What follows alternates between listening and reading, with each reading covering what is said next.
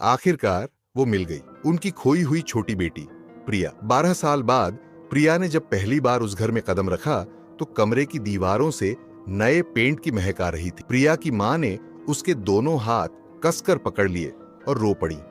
उन्होंने कहा, प्रिया, मैंने तुझे ढूंढ लिया रे। तू बचपन में इसी कमरे में रहती थी, याद है तुझे? तेरी खातिर मैंने ये पूरा कमरा नए सिरे से सजाया है। विश्वास कर, इन 12 सालों में मैंने जो नरक झेला है। लेकिन प्रिया, वह अब भी पत्थर की तरह खड़ी थी। क्या एक 12 साल के खालीपन को सिर्फ दीवारों के नए रंग से भरा जा सकता है? प्रिया उस वक्त मन ही मन सोच रही थी, इतने सालों बाद ये रोना, ये प्यार, क्या वाकई सच है?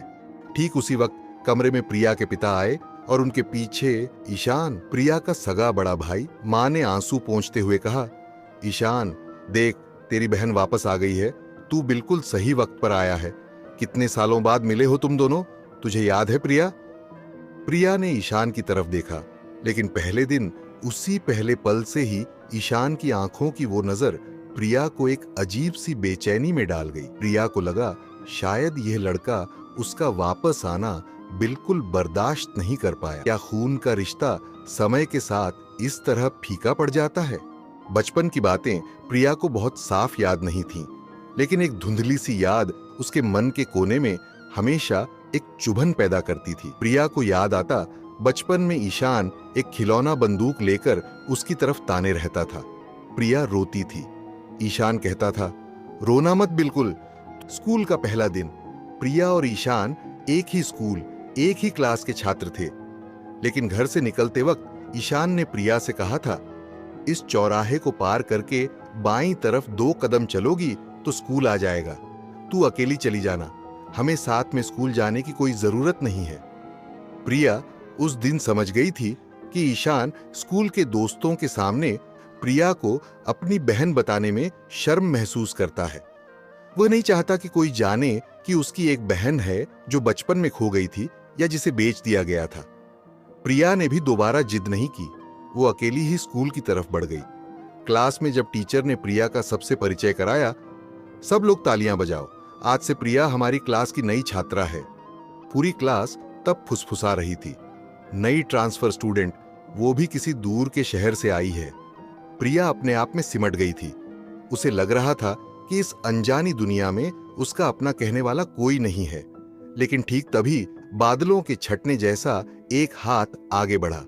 उस लड़के का नाम था राहुल। उसने पानी का एक गिलास प्रिया की टेबल के सामने रखा और बहुत सहज आवाज में कहा, मैंने तुम्हें सुबह देखा था, तुम हमारी ही क्लास में आओगी ये नहीं सोचा था। ये लो, पानी पियो। प्रिया को इस अजीब, अनजानी और बेरहम लगती दुनिया में राहुल ही पहला इंसान लगा जिसके पास बैठकर प्रिया को थोड़ा सुरक्षित महसूस हुआ। पहली बार लगा कि इस दुनिया में उसे भी कोई सामान्य रूप से अपना सकता है। एक दिन अचानक प्रिया के पीरियड्स शुरू हो गए, तय समय से काफी दिन पहले। पेट में तेज दर्द, चेहरा बिल्कुल सफेद पड़ जाना। प्रिया क्लास की बेंच पर सिर झुकाए बैठी थी। राहुल ने उसकी हालत देखी तो परेशान होकर पास आकर खड़ा हो गया। प्रिया, तुम्हारी तबीयत ठीक नहीं है?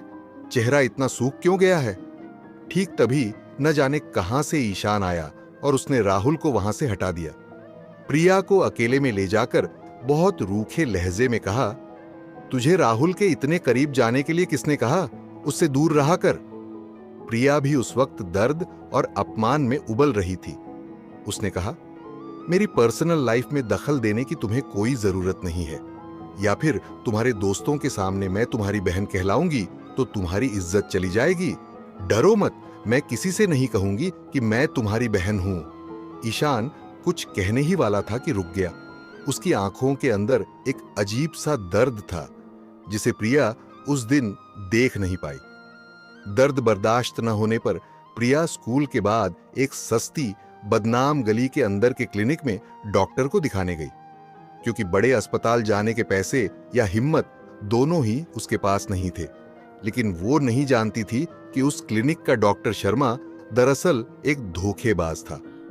प्रिया की रिपोर्ट देखकर उस डॉक्टर ने गंभीर होकर कहा, तुम्हारी हालत तो बहुत खराब है, शरीर में वायरस का हमला हुआ है, एचपीवी इन्फेक्शन पॉजिटिव है। अभी ऑपरेशन नहीं किया तो बाद में बचाना मुश्किल होगा। छोटा सा ऑपरेशन है, हमारे क्लिनिक में ही हो जाएगा, ज्यादा पैसे भी नहीं लगेंगे, सोच लो। किशोरावस्था की एक लड़की जो पहले से ही मानसिक रूप से टूटी हुई थी, वो ऑपरेशन की बात सुनकर पूरी तरह बिखर गई और इसी मौके का फायदा उठाया स्कूल के कुछ जलनखोर और घटिया मानसिकता के लड़के लड़कियों ने। उन्हें किसी तरह पता चल गया कि प्रिया गायनोकोलॉजिस्ट के पास गई थी। बस फिर क्या था, जंगल की आग की तरह स्कूल में अफवाह फैल गई। प्रिया बचपन में गायब थी, वो एक बिगड़ी हुई लड़की है, उसके शरीर में खतरनाक छूत की बीमारी है। प्रिया जब भी स्कूल के कॉरिडोर से गुजरती, देखती कि सब उसकी तरफ देखकर कानाफूसी कर रहे हैं, हंस रहे हैं। प्रिया को लग रहा था कि ये समाज उसे जीने नहीं देगा। जब चारों तरफ के इस अपमान से प्रिया बिल्कुल टूट चुकी थी, ठीक उसी दिन ईशान घर पर उसके कमरे में आया, हाथ में एक बड़ा पैकेट। ईशान ने पैकेट प्रिया के बिस्तर पर रखा और बहुत धीमी आवाज में कहा, मैंने हमारे फिजिकल थेरेपिस्ट से बात की है। पीरियड्स का क्रैम्प या पीरियड होना एक बहुत ही नॉर्मल शारीरिक प्रक्रिया है और सैनिटरी पैड खरीदना कोई शर्म की बात नहीं है। तू उस प्लास्टिक के पैकेट वाले सस्ते पैड अब और इस्तेमाल नहीं करेगी। मैंने इंटरनेट पर बहुत रिसर्च करके ये प्रोबायोटिक और हाइलुरोनिक एसिड वाला पैड लाया है। ये बैक्टीरिया को दूर रखता है और गर्मियों में भी आरामदायक है। और हाँ, उस गली के अंदर के गंदे क्लिनिक में फिर कभी मत जाना, वहां के डॉक्टर। लेकिन प्रिया उस वक्त गुस्से से फट पड़ी। उसने वो पैकेट उठाकर फेंक दिया और कहा, तुम हमेशा अपने फैसले मुझ पर थोपना इतना पसंद क्यों करते हो? तुम इन छोटी छोटी चीजों से सबके सामने अच्छे बनकर अपना पछतावा छुपाना चाहते हो ना? स्कूल में मुझे लेकर जो घटिया बातें हो रही हैं, क्या तुम अब खुश हो? पहले तुमने मुझे इस तरह तड़पाया और अब दया दिखा रहे हो। क्या यही तुम्हारे परिवार का नियम है? प्रिया रोते हुए घर से बाहर भाग गई। वह सोच रही थी कि उसकी माँ, उसके पिता, उसका भाई, कोई भी उससे दिल से प्यार नहीं करता। स्कूल के बाद प्रिया जब अकेली एक पार्क की बेंच पर बैठकर रो रही थी, तब राहुल ने आकर उसे ढांढस बंधाया। कहा, प्रिया, अगर तुम उस घर में वापस नहीं जाना चाहती हो तो मत जाओ। जरूरत पड़ी तो मेरे घर आकर रह लेना, वहां कोई नहीं रहता। राहुल प्रिया का मुंह धोने के लिए पानी खरीदने दुकान की तरफ गया। ठीक उसी वक्त अंधेरी गली के अंदर से स्कूल के वो आवारा लड़के निकल आए। उनके हाथ में मोबाइल कैमरा था। उन्होंने हंसते हुए कहा, क्यों रे प्रिया, तेरे भाई ईशान को तो बहुत बोला हमें कुछ पैसे देने के लिए, उसने नहीं दिए। बोला, अपनी बहन का इलाज कराना है तो तेरी तबीयत तो बहुत खराब है, सुना? एक वीडियो बनाए क्या तेरे ऊपर? प्रिया डर के मारे पीछे हट रही थी। उसके चिल्लाने की ताकत भी खत्म हो चुकी थी। ठीक उसी पल जैसे अंधेरे को चीरता हुआ कोई शेर आकर खड़ा हो गया। ईशान! ईशान ने बिना कोई बात किए सीधे उन आवारा लड़कों पर धावा बोल दिया। एक के बाद एक घूंसे, लात। उन लड़कों ने भी हॉकी स्टिक से ईशान को मारना शुरू कर दिया। ईशान का सिर फट गया, खून बह रहा था, शरीर से खून टपक रहा था, लेकिन उसने प्रिया पर एक आंच भी नहीं आने दी।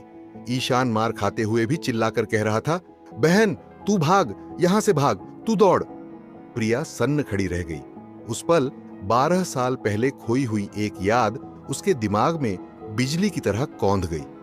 बचपन में जब उसे कुछ लोग जबरदस्ती पकड़कर ले जा रहे थे, तब भी इसी ईशान ने उसका हाथ पकड़कर खींच रखा था, मार खाई थी और कहा था, मेरी बहन को छोड़ दो। प्रिया उस दिन समझ गई कि ईशान ने उससे कभी नफरत नहीं की थी।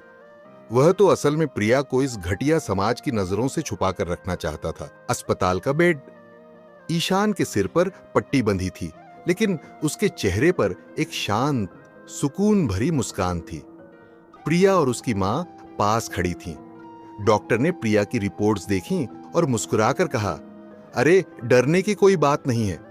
किशोरावस्था में लड़कियों के हार्मोन्स के उतार चढ़ाव की वजह से पीरियड्स का आगे पीछे होना या एनीमिया होना बहुत ही सामान्य बात है। मामूली सूजन थी जो दवाइयों से बिल्कुल ठीक हो जाएगी। किसी ऑपरेशन की जरूरत नहीं है। और हाँ, आपका बेटा अपनी बहन की सेहत को लेकर बहुत अवेयर है। वो जो पैड्स लाया है वो वाकई बहुत अच्छे हैं। प्रिया ईशान के बेड के पास जाकर बैठ गई। उसकी आंखों से आंसू बह रहे थे। उसने कहा, ईशान, आई एम सॉरी, मैंने तुम्हें बहुत गलत समझा। ईशान ने प्रिया का हाथ पकड़कर कहा, गलती तो मैंने की थी रे। माँ बाप जब तेरे खो जाने के बाद हर वक्त तुझे ढूंढते थे और मुझ पर थोड़ा कम ध्यान देते थे, तो मुझे लगता था कि वो तुझसे मुझसे ज्यादा प्यार करते हैं। मैं भूल गया था कि तू मेरी छोटी बहन है, लेकिन इस बार मैंने गलती नहीं की।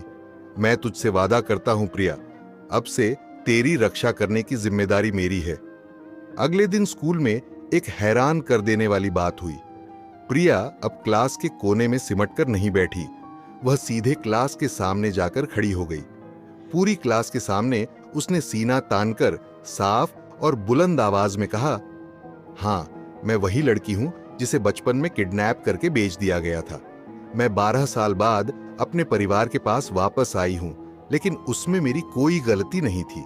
और हाँ, मैं गाइनोकोलॉजिस्ट के पास गई थी क्योंकि मुझे एक शारीरिक समस्या थी जो इस क्लास की हर लड़की को कभी भी हो सकती। गलती तुम्हारी छोटी मानसिकता की है। मैं अब इस समाज से नहीं डरती। पूरी क्लास उस दिन प्रिया की हिम्मत के आगे नतमस्तक थी। राहुल और ईशान दूर खड़े मुस्कुरा रहे थे। चलो, आज हम सब मिलकर एक नई फैमिली फोटो खिंचवाएंगे।